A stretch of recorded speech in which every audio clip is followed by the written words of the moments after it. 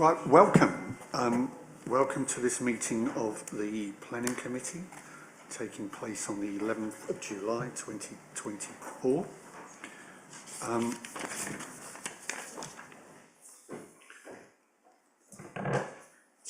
My name is Councillor Martin Warnes. I'm the chair of the Planning Committee, and I will be chairing the meeting. To begin the meeting, there are a few matters of housekeeping. Action in the event of an emergency. There are no practice alarms planned for this evening, so if an alarm sounds, please evacuate the town hall by going down the main staircase or the back staircase to the High Street and then to the car park behind the town hall in St Runwald Street. This meeting is being live streamed to the council's YouTube page and will be available after the meeting. Please would speakers use microphones at all times and speak directly into the microphone, and would participants please mute the microphones when not speaking.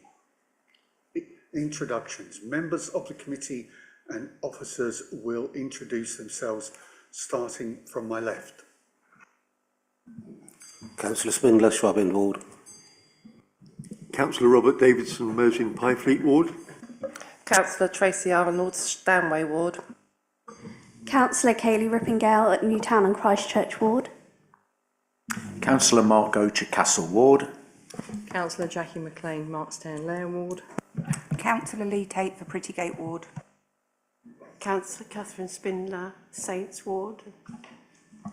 Chris Harden, Planning Officer. Simon Cairns, Joint Head of Planning. Robert Carmichael, Democratic Services Officer. Thank you. Members of the committee may use electronic devices to access their meeting papers, and visitors are welcome to use mobile phones and other devices, including cameras. But please use them discreetly, set them to silent, and do not use voice or camera flash functions. We will have a break at 7:30 and every 90 minutes thereafter. There are toilets on every floor in the building, and an induction loop is in the room. Whilst determination of a planning application is not a quasi-judicial process, unlike certain licensing functions carried out by the local authority, it is a formal administrative process involving the application of national and local policies, reference to legislation and case law, as well as rules of procedure, rights of appeal, and an expectation that people will act reasonably and fairly. All involved in these decisions should remember that the possibility that an aggrieved party may seek a judicial review and or complain to the Ombudsman on the grounds of maladministration or a breach of the authority's code. Item 2, apologies. I have received an apology from Councillor Sam McCarthy being substituted by Councillor Mick Spindler, who is this evening's Vice Chair. I've received no other apologies. So item 3, declarations of interest. Councillors must publicly announce the item number and whether the interest is disclosable, pecuniary, or any other registrable or non-registrable interest. Are there any declarations of interest? Thank you, that's none. And item 4, urgent items. There are no urgent items. So item 5, have your say. If anyone has a petition they wish to present to me on any of the items on the agenda this evening, please do so now. Item 6, minutes of the meeting on the 22nd of May 2024, the 23rd of May 2024 and the 13th of June are before the committee for confirmation. Is there any points of accuracy? And I understand Robert wishes to raise one issue. Thank you, Chair. There's just a very slight error on the 13th of June one in the substitute members. It did not include Councillor Hagan for Councillor Tate. In the copy that I have for the Chair to sign, it has that included and will be amended on the website following the meeting if approved. Thank you, Chair. Thank you, Robert. So we Yeah, I need to ask for a proposer and seconder for the minutes, please.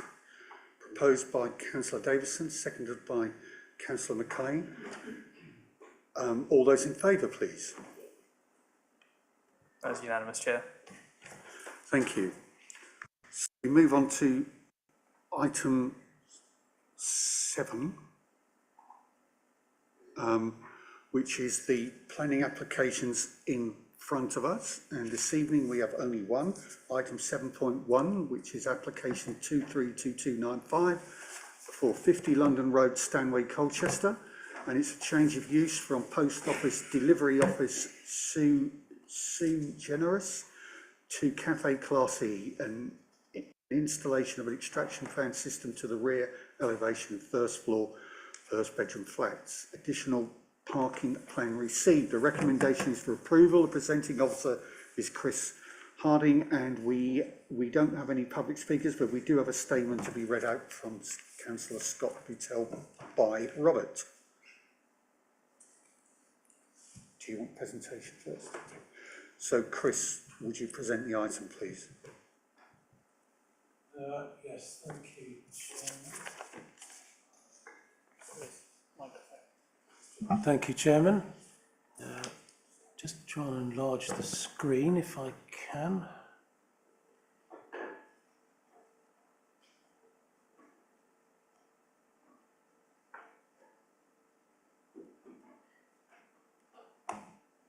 I can't. Yep, I can. Oh, no, I can't. No, it's enlarged on my screen. I don't know why it's not on there.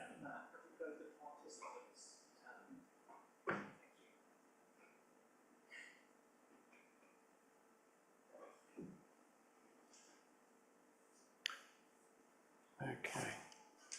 All right, thank you, Chairman. So the application is returning to committee. It's a change of use from the post office to a cafe, and you've got an installation of a flue, and you've got additional parking on the property down the road. I'll just take you through the plans again to remind you, you visited the site. So this is the overall cafe site with parking at the front. I'll show you a more detailed plan in a second. And then this is the site down the road where there would be additional parking. There'll be now 8 spaces of parking on that site. And this is the plan we received following the previous committee, showing a disabled space here, and then an electric charging point space located in here for the flat. Then you've got a bollard here to stop people driving down the back, and this would be a delivery area if any deliveries are required. You've got the cycle store to the rear here with a walking route to the back of the property. You've got 24 covers, and you've got a disabled toilet that has been introduced. So just a larger scale plan showing the parking there at the front. And just a closer view of that element to the rear, so you've got the disabled toilet in there. And just a reminder of the front of the building, how it used to look. It's changed a bit since then, as you're aware. An aerial view of the site, showing the lengthy back gardens. And this is the walk to the site from the extra parking area with a pedestrian crossing going across here. Then the flat above, 1 bedroom. A picture of the flue that has been erected. And now this is the new plan showing the revised layout for the parking down the road. So it's proposed to have 2 spaces in here and 6 here. The route would be kept open to the MOT garage to the rear, and then vehicular movements coming around and out onto the road. Just a reminder of the context of the site.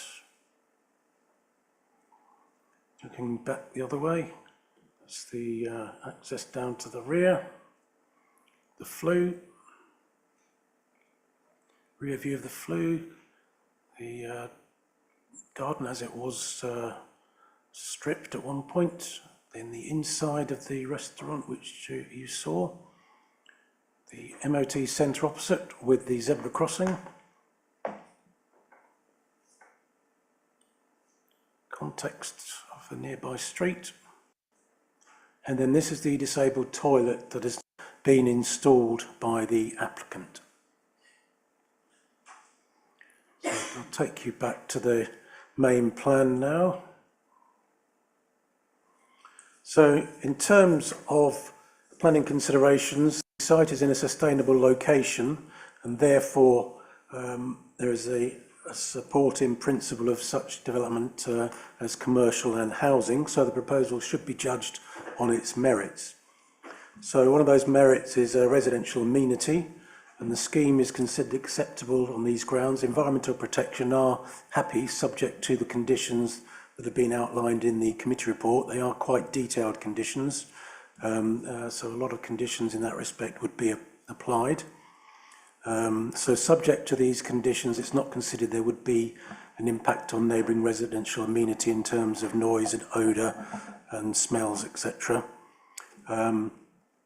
In terms of the visual amenity of the scheme, you'll note that we added a condition about flue mitigation, so we're going to cover the flue probably with brick slips, so its visual impact is reduced further. In terms of highway issues, you'll remember that the Highway Authority were happy with the proposal. They did not even want or need parking down the road, but that has been provided. The site's in a sustainable location. There are good transport links. People can walk to the site or cycle to it. There are double yellow lines on the road. So overall, it's not considered there would be a detriment to highway safety or highway capacity. It would not conflict with the local plan policy in this respect or with the NPPF. So turning to other issues, there's adequate amenity space for the flat. The UU was completed. There's no specific impact on vegetation from this application or on wildlife. As mentioned before, the Barbers is not part of this application. The recommendation is there for approval. I would recommend adding some additional conditions in the light of the revised plan that came in, so we could control the precise details of the lights that are being proposed to the rear of the property to help the cyclists walk into the shop when it's dark. So there'll be 3 low-level lights that would be provided, so we can condition the precise detail of those. Another point raised at the committee briefing was the proximity of the door to the rear to let cycles in and the kitchen, which is here. So it was considered that it would be best to have a see-through door and a small sign that cyclists coming in here don't basically collide with people coming out of the kitchen. It's probably unlikely, but it's probably better to be safe than sorry. So I would recommend that. We can restrict the number of covers, given that the toilet has been provided there and it's reduced the number of covers to 24. And just to confirm that the toilet does meet building regs in terms of provision for that number of covers. In fact, it exceeds it slightly in terms of its size. Just to clarify one point about the lease, that has been amended to reflect a later commencement date and also to refer to 8 rather than 10 spaces on the site of the MOT garage. Thank you, Jim.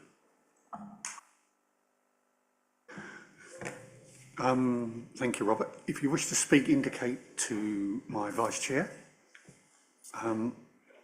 So we will take Leslie Scott Bittell's written statement. Thank you, Chair.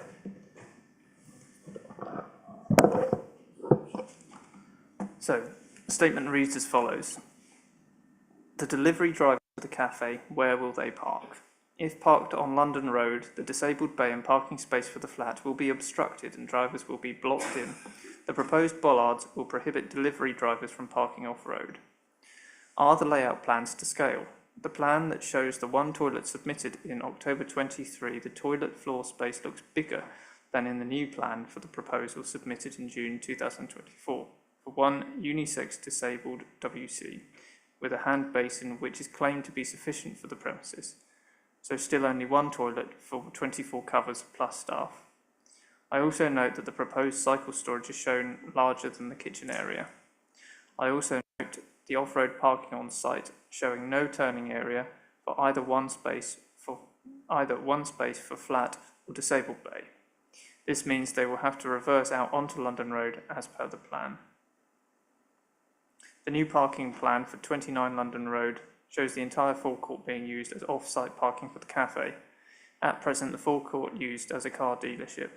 It's also used for vehicles to be left when parked, whilst waiting for either repair or MOT. In addition, breakdown vehicles, tow cars in for repair and vehicle parts delivery need to park on the forecourt. How will the one-way system work for the garage deliveries / clients? They cannot park on London Road because of the enforcement markings and the zebra crossing. The proposal is unfeasible and saying that all garage-related vehicles and movement will take place at the rear of the garage is unrealistic. Has the subtenancy agreement for the car parking been renegotiated, as I cannot see that in the document file? In the original agreement, it states that this area must be displayed clearly for customers for the use of the patrons for the cafe only and not for the MOT centre. This was for the earlier proposal for shared forecourt. Has the new layout been agreed? If so, where is the agreement? Who will be responsible for enforcement of parking on the garage forecourt? Will it be a civil matter, as it's a contract between two individuals, or can it be conditioned so that the planning enforcement team can act if necessary? I also note that one of the 8 spaces is allocated for a member of staff, and yet it had been said previously that no parking was needed for staff as they were all local. Please clarify. Highways have said that parking on the side roads is acceptable. I disagree. The reason being that 2 of the 3 nearest side roads are private, and the third has enforcement markings and a private car park owned and maintained by residents. And finally, I note that some drawings of the titled 50 London Road Marks Tay, one is London Road Colchester. If this is incorrect, what else is also incorrect? This is the 3rd time this has been come to committee, and the twists and turns for this retrospective planning application have been many. The to-date retrospective application bears little resemblance to the one submitted last October. There have been numerous objections from residents, and the solutions appear to be more complicated and convoluted as time goes on. As the on and off site parking proposals have changed from the original so much, I wish that the Highways Authority is reconsulted and look at the highways matters as a whole and not a series of tweaks to overcome failures. The solutions that have been made that made it is acceptable to them in the first instance, it no longer is. Please look and the nearest side roads that are highway adopted and have no enforcement markings and how far away they are. Please consider the garage forecourt parking and the implications to the highway when this fails for the reasons given above, and the reversing in or out on site onto London Road, complete with delivery drivers being parked on London Road, causing tailbacks and stopping the free flow of traffic. Councillor Scott Bootel. Thank you, Robert. Before I ask Chris to come back, Tracy, you're one of the local members. Am I right in thinking that? Would you wish to say anything? Okay, thank you. Right, Chris, if you could come back on some of the points raised. Thank you, Chairman. Yes, in terms of deliveries, the agent has confirmed that they would be expected to be within small vehicles from local places to collect what they need, vans or cars, as it's a small cafe. There is room to pull into the site in front of that bollard. If they need to go any further into the site, the bollard can be lowered, but there is a 7 metre distance there, which should be able to accommodate what they require in terms of deliveries. There is the toilet for the disabled people. The plans submitted are to scale, but there is also a small toilet indicated on the plan for staff, so you would have 2 toilets. There would be no turning on the site, but you know, that's not a problem from Highways' point of view and from our point of view. There always was the scope for people to reverse out onto the road from that site, so there's no change there. The forecourt MOT route, it's considered that feasible to go in and then go out. It's shown on the plan. There's plenty of room to get down to the MOT garage. There's actually going to be fewer cars parked to the left of the access as you go in than there are now. There previously were 5 shown on the street scene plan, but now it's only proposed to have 2. And the agent has confirmed that the MOT centre can operate with the vehicles to the rear of the site, so they're not worried about how people are going to utilise the MOT garage. There's still the route to come out onto the road. Yes, the tenancy agreement has been renegotiated, as I said, and there will need to be a new date put on the condition as in the committee report. I think that's condition 14. So the new date would start from August, it's looking like, and that's what the tenancy agreement says. So the Highway Authority are happy with the scheme. I haven't reconsulted the Highway Authority on this latest scheme. I don't think it is necessary, frankly, because we know what the Highway Authority's views are. They don't even require any spaces off-site. So to consult them again, I don't think is worth doing it. It would be a bit of a waste, to be honest. We know their views, and they've put their views very clearly. Yes, there have been numerous objections to this item, but we've had the scheme amended significantly and added a lot of detail to it, and added a lot of conditions to address those potential concerns. So we've listened to the objectors and have put on numerous conditions in terms of highways, manoeuvring, flues and odour, etc., and mitigation of the appearance of the flue. I think that probably covers what I needed to say in that respect, but if there's anything else you want to... there's one other point, the enforcement of the parking. We do have an enforcement team that can enforce conditions that are applied to the planning application. So if things go awry in that respect, then the enforcement team can take action. I think that's it. The cycle, well, just to cover a couple of final points, cycle store is as shown on the plan, and the drawings have been confirmed as being to scale. The fact that it is, showing 12 spaces and is similar size to the kitchen, that's not really an issue. Yep, I think that's all I can cover on that, I think, Chairman. If there's anything else you want me to cover, then let me know. Thank you very much, Chris. Right, of one speaker, indicate that's Councillor McLean. Thank you, Chair.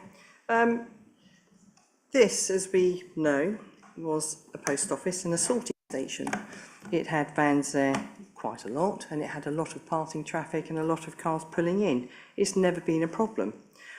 But I'm sure the arrangement with the garage, it will be a private arrangement with the shop or the restaurant and the garage. That's not really a planning issue, as I would understand it, because if they've got room to have private parking on their forecourt, that's their separate issue. I think we've been going round and round in circles because it's unfortunate that somebody doesn't want it, and I think we're losing sight of the planning side. You've ticked all the boxes. We've done everything we can to accommodate the residents and the site. I think it's only fair that we agree, or I would like to propose that we accept what's on the table with the new amendments and the different feasibility bits and pieces you've done and the brick slips. You know, I think we've had this 3 times to the committee. I don't think there's anything untoward, and if anything goes wrong, you have full control to do something about it. So I think, in fairness, I propose we accept the recommendations and see how it goes, because we had the upper hand to actually control it. So if we could, you know, if anybody would like to second me, you know, thank you. Is there a seconder? Councillor Tate. I've got no other indications of speaking. Give the local member last chance if you wish to speak. No, Chris has answered the question that I already had, so that's fine. Thank you very much. So, can we put it to the vote? All those in favour of approval, along with the additional conditions that Chris has outlined that relate to the lighting internal, the rear door being see-through, and restriction on the number of covers to 24. All those in favour? That is unanimous, Chair. Thank you, and that therefore concludes the business of this evening's meeting. Thank you all for your attendance. Thank you.